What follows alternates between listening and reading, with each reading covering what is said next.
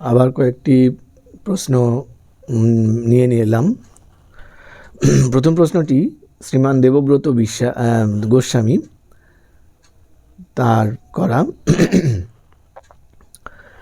প্রশ্নগুলো মোটামুটি সবই বেশ সুন্দর। দেবব্রত গোস্বামীর প্রশ্ন করেছ যে তর্পণ যদি করা হয়, শ্রাদ্ধ যদি করা হয়, কাদের উদ্দেশ্যে করছি, এবং পিতৃপুরুষরা তাদের যদি পুনর্জন্ম হয়ে গিয়ে থাকে তাহলে আমাদের তর্পণ এবং শ্রাদ্ধাদির ফল তারা পান কিনা। এবারে এই যে কনফিউশনটা, তর্পণ এবং শ্রাদ্ধাদি কর্ম এই বিষয়ে যে কনফিউশন, এই কনফিউশনটা হিন্দুদের মধ্যে কম বেশি সবারই আছে। তর্পণ অর্থাৎ তৃপ্তি দেওয়া এবং শ্রাদ্ধ অর্থাৎ শ্রদ্ধা জানানো, এই দুটো জিনিস। এবারেতে এগুলো আমরা অবশ্যই করছি পিতৃপুরুষদের জন্য। পিতৃপুরুষদেরকে আমরা জল দিচ্ছি, তর্পণ করছি এবং পিতৃপুরুষদেরকে আমরা শ্রদ্ধার সঙ্গে স্মরণ করছি। আমি আগেও একদিন বলেছিলাম যে কোনো শুভ কাজে আমরা পিতৃপুরুষদের যে স্মরণ করি, শ্রাদ্ধ করি, সেটির নাম বৃদ্ধি শ্রাদ্ধ বা আদ্য শ্রাদ্ধ। প্রথমে করা হয় বলে সেটির নাম আদ্য শ্রাদ্ধ, এবং আমরা সেই শ্রাদ্ধের দ্বারা পিতৃপুরুষের কাছ থেকে পারমিশন নিই, অনুমতি নিই। বলেছিলাম যে এই আদ্য শ্রাদ্ধ, বৃদ্ধি শ্রাদ্ধ, যে কোনো রকম শ্রাদ্ধে একটি মন্ত্র আছে যেখানে পিতৃপুরুষরা বলছেন গোত্র নো বর্ধতাম। সেটা এখন পুরোহিত বলে দেন, কিন্তু পুরোহিতের বলার কথা নয়। শাস্ত্রমত ছিল যে ঊর্ধ্বতন বাবা, ঠাকুরদাদা, এরকম ঠাকুরদাদা যিনি বাবা, প্রপিতামহ, তিনি যদি জীবিত থাকেন, অর্থাৎ যিনি যজমান, তার ঠাকুরদাদার বাবা প্রপিতামহ, ধরা যাক কোনো একটি বালক, তার নাম আদিত্য, তার উপনয়ন হবে। সে আদিত্যর যিনি বাবা, তিনি যজমান, তিনি উপনয়ন কৃত্যটা করবেন। আর আদিত্যকে জীবক বা মানবক বলা হয়।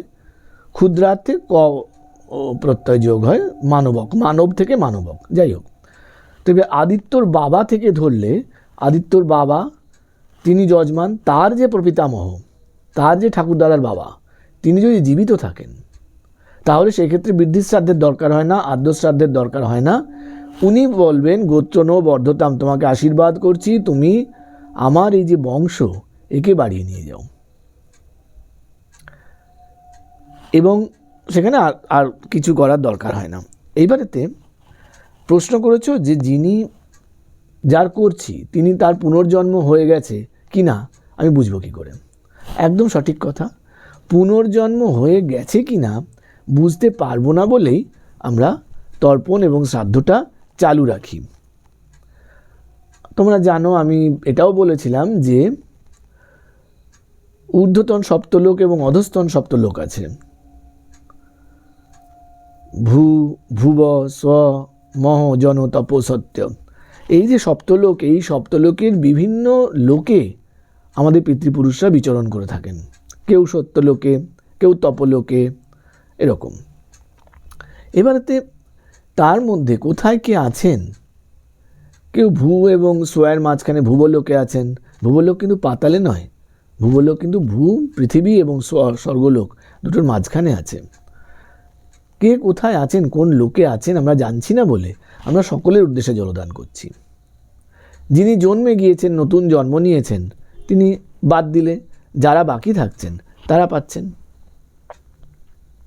তার যদি সুকর্ম থাকে, তার যদি পুনর্জন্মের প্রতি আকর্ষণ না থাকে, তাহলে সেই কর্মের ফল তিনি ভোগ করবেন। করার পরে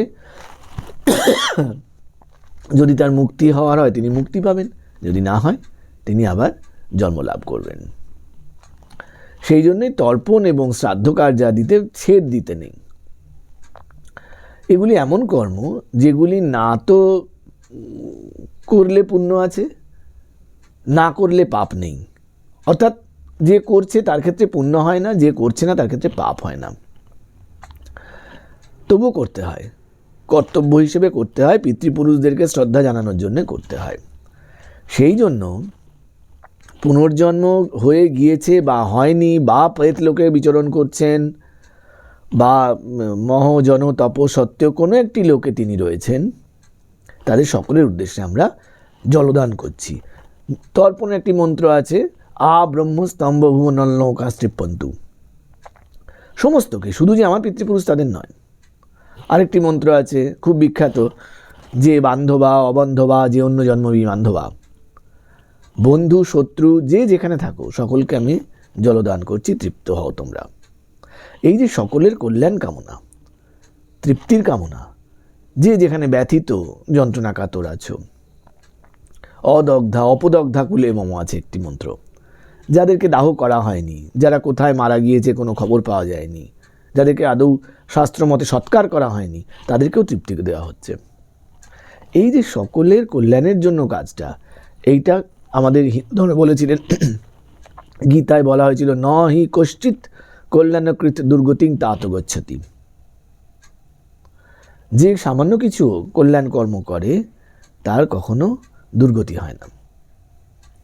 সেই জন্যই শ্রাদ্ধ তর্পণ আদি চালনা করা উচিত।